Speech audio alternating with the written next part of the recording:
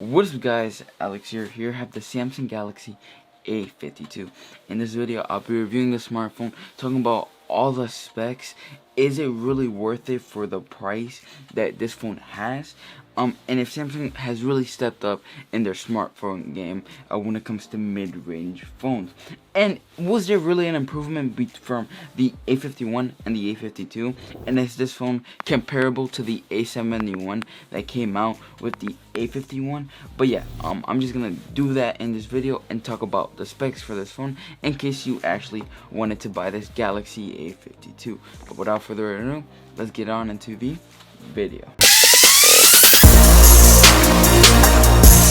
So first things first is the dimensions and the weight. So this phone weighs 189 grams. So it is pretty light. It doesn't weigh that much. For example, if you compare it to another phone like the Poco F2 Pro, when you hold it, the Poco F2 Pro actually weighs more, and you actually feel that. I don't know if it's because of the frames or if it is because it's using aluminum, but it is pretty light in my opinion, and I really like that. That way you don't feel that much in your pocket, and it doesn't feel like you have 30 pounds in your pocket and you just have to carry 30 pounds with you. So that's one good thing that I really like about it.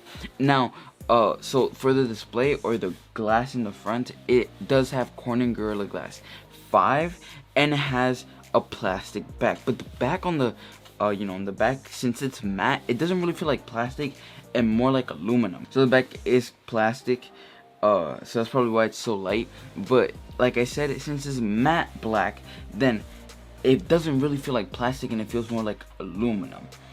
So I guess it really cheaped us out there, but still it doesn't really feel like really premium. But the design that they've been doing with this matte back and the colors, but instead of it being glossy, they do matte. I really like. Hopefully they keep on doing this, because matte is really my favorite style of color. Matte red, matte blue and stuff like that. But yeah, matte black, another point. Plus matte black is like really, you can really keep it hidden in the dark and stuff like that. And it comes with other colors like blue, violet, and white if you wanted white instead of black. But personally, I really like the black version. But like I said, Corning Gorilla Glass 5, so it is pretty protected. Definitely not the latest like the Corning Gorilla Glass Victus that the S21 Ultra had, but that's comparing a flagship versus a mid-range phone. Now, why do I think that this phone is a premium? I feel like this phone is premium because for the price of it, it's really not that bad. Now, this is a mid-range premium, so it definitely is a mid-range still, but it's really more towards the premium side. When we reviewed the A51, personally, I didn't really like the A51. I feel like it was a little bit too overpriced for the specs that it brought. Here, I feel like they're getting there. Like, it's 400 bucks, but for 400 bucks, you can still get a somewhat better smartphone. But not to say that this phone is bad, because no, this phone is actually very good. They definitely stepped it up in my opinion.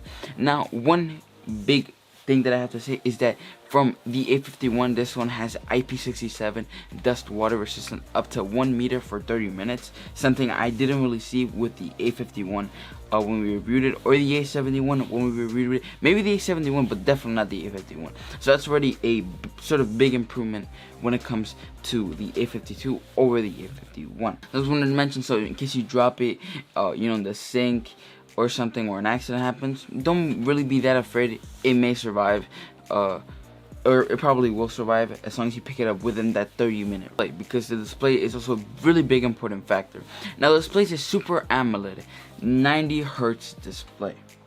Yes, 90 Hz. It also goes up to 800 nits of brightness, and is a 6.5-inch display. And it has an 84.1% screen to body ratio. So again, not that bad. Personally, 90 Hz, awesome, especially for a mid-range phone. For example, the Poco F2 Pro is a mid-range phone, but feels like a flagship. It has the specs of a flagship, but it's really in my opinion, a mid-range phone, or at least for the price. When it comes to price, it's priced at a mid-range phone, or $600. What it was originally. Now it's like $400 for the Poco F2 Pro, and for that you get the really high-end specs, or at least what it was back then when it came out. But yeah, again, 90 Hz Super AMOLED display may not be the best display when it comes to quality overall, but I really do like the fact that they added 90 hertz. Like overall, when you switch from 60 hertz to anything like 90 hertz, that extra 30 hertz feels incredible and silky smooth. Happened to me when I was switching from a 60 hertz monitor to switching a 240 hertz monitor. That may be different since I was a monitor, but I've been rocking the Poco F24 for quite a long time now, and I've gotten used to the 60 hertz, but just testing this out on the 90 hertz, that's already a reason why I would want to switch. But I'm going to talk about why I wouldn't want to switch later on into the video.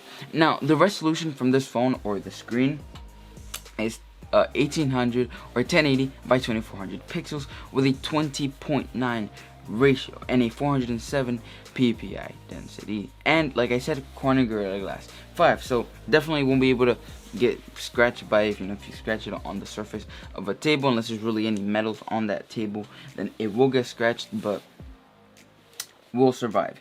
Now, a good thing about this is that they added a headphone jack. Yes, they added a headphone jack, so now you don't have to have a USB Type-C, so you can charge your phone and listen to music at the same time, or talk to your friends and charge your phone at the same time, which is really, really good. Now, the chipset. Now, like I said, keep in mind, this is a mid-range phone still. It's not like a flagship. It's not like they're charging you $1,000, $3,000. It's not like they're charging you a gaming PC for this phone. It has a Qualcomm Snapdragon 720G. It's an 8nm chipset, so again, not the worst chip, but definitely not the best. There's phones out there that are worth the same price but have a better chipset, but that's gonna be on into the comparisons. We're just doing a review. Now, it has a Adreno 618. Again, like I said, mid-range phone.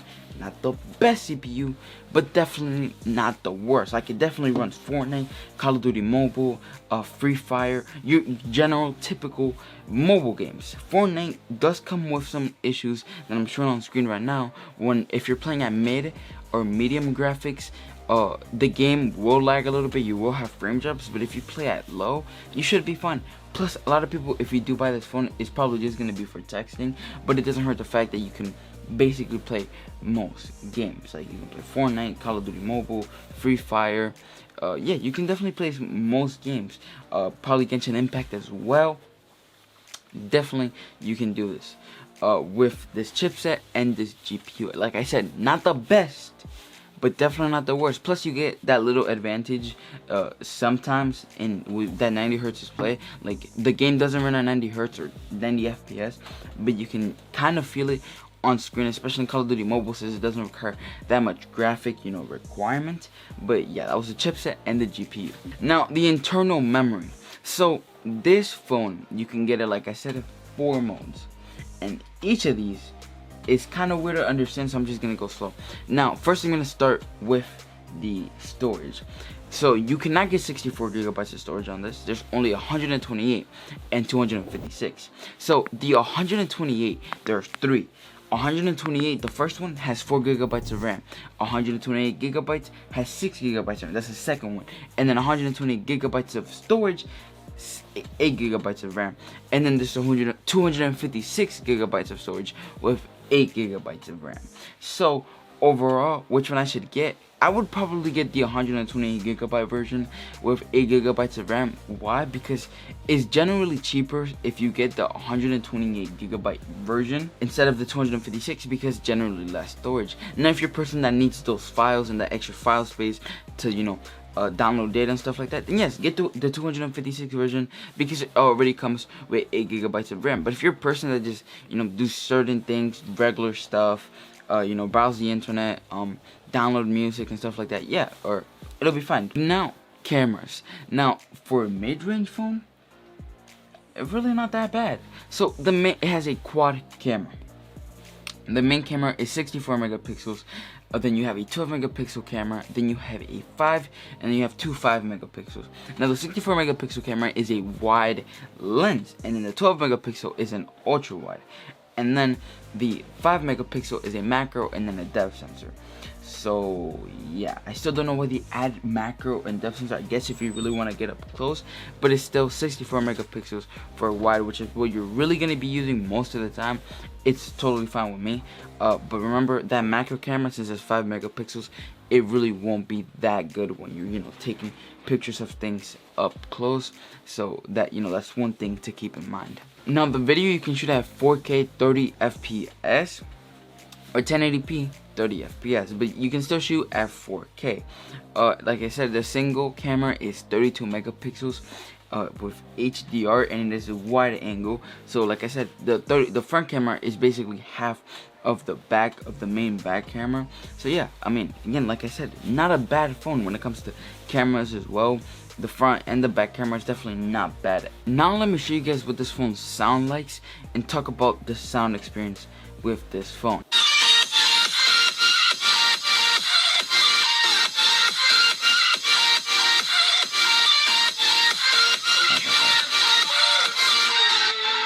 So overall sound from this phone, like I said when we reviewed mid-range phones, sound wasn't really a big. They just put on a speaker. This phone has stereo speaker, so it sounds kind of different. Definitely not the loudest phone, but you can kind of hear that stereo within it. Like, it does feel like, you may not be able to tell it from camera, but in person it does feel a little bit different than just having a regular speaker.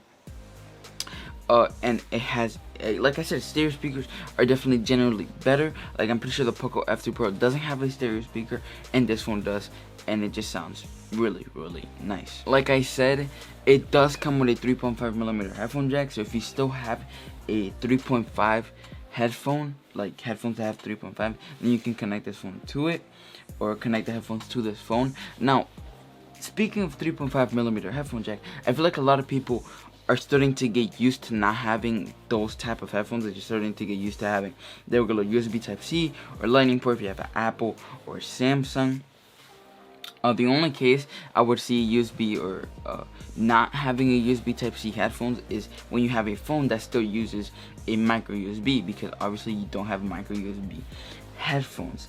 But yeah, people are starting to get used to it. Like, I'm honestly already used to it. Like, every single pair of headphones that is not gaming in this where I'm living is 3.5, and that's gaming. But if it's not gaming and comes with a phone, then yes, it's going to be USB Type-C or Lightning port, especially because we mainly use Samsung and Apple. But like I said, it is really nice to have a 3.5mm headphone jack, because you can get headphones that have 3.5 and use them, or if you have old ones, you can use them, and it's just really nice to have on this phone.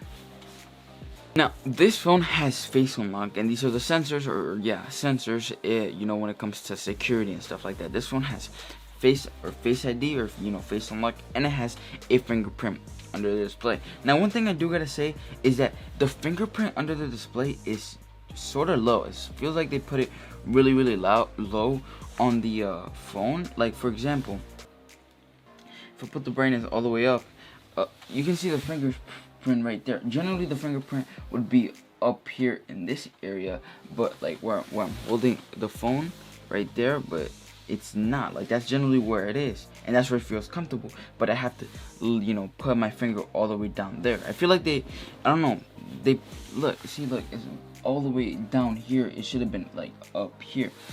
Maybe you've heard about this, but that really feels uncomfortable when you especially put it out of your pocket. You have to put basically your hand all the way down to reach for the fingerprint if the Face ID already didn't unlock the phone.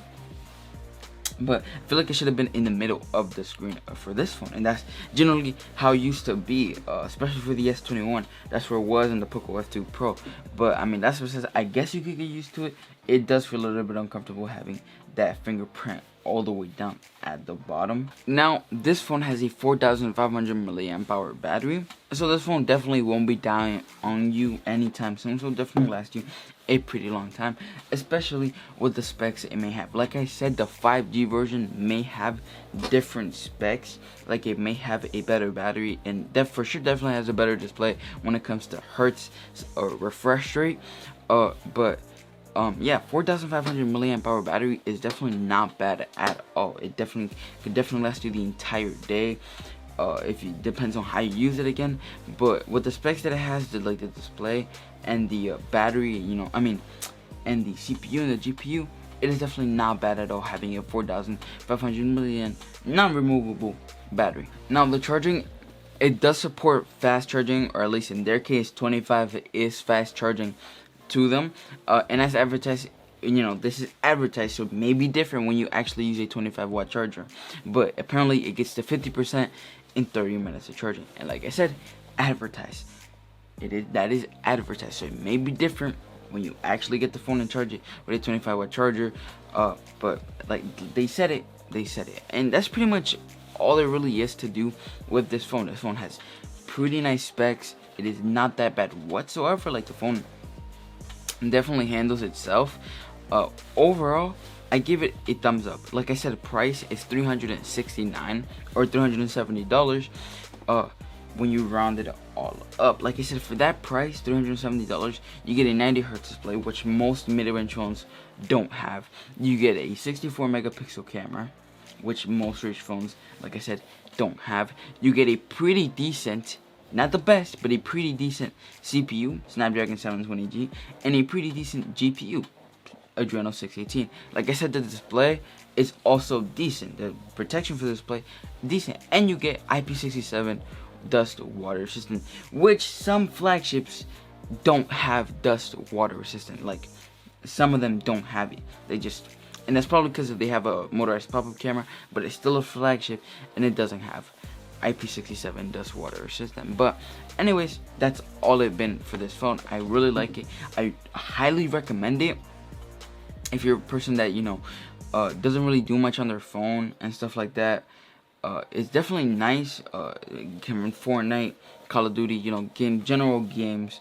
But overall, if you're a person that just uses your phone to text, watch videos and stuff like that, scroll through TikTok, Instagram, this phone is fine. And you get the 90Hz, so scrolling through Instagram will be even more faster with a 90Hz display, and pictures also won't be that bad since it has a 64 megapixel camera, and you can record at 4K, but you may have to drop that to 30 FPS instead of 60 FPS.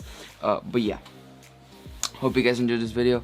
Leave a like, subscribe, let me know what you guys think about the Samsung Galaxy A52, and was there really a change from the A52 and the A51, and is the jump really necessary? Like, I definitely, if you wanted to jump from the A51, I highly recommend it, because that phone was highly just disappointing, but this one kind of came back for the A50 series.